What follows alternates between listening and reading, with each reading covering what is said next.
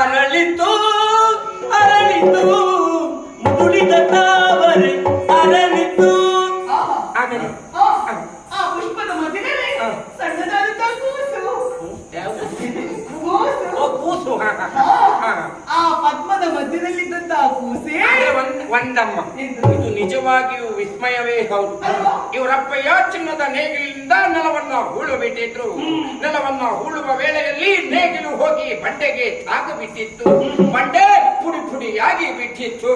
ಬಂಡೆಯ ಒಳಗಡೆ ಒಂದು ಕೊಳ, ಕೊಳದ ಒಳಗೆ ಒಂದು ಕಮಲ, ಕಮಲದ ಒಳಗೆ ಒಂದು ಕೂಸು. ಹಾಗಾದ್ರೆ ಇಷ್ಟೆಲ್ಲ ಪ್ರಶ್ನೆಗಳನ್ನು ನೋಡುವಾಗ ನಮಗೆ ಕಾಡುವ ಕಟ್ಟ ಕಡೆಯ ಪ್ರಶ್ನೆ ಹೀಗೂ ಉಂಟೆ? ಇದು ಎಷ್ಟು ತರ್ಕಕ್ಕೆ ನಿಲುಕ. ನಾವು ಒಂದೆರಡು ಕೆಲಸ ಮಾಡುವುದಿಲ್ಲ, ಒಂದು ಸೂತ್ರ ಮಾಡುವುದಿಲ್ಲ. ಒಳಗೆ ಆ ಕೂಸಿ ಈ ಕೂಸು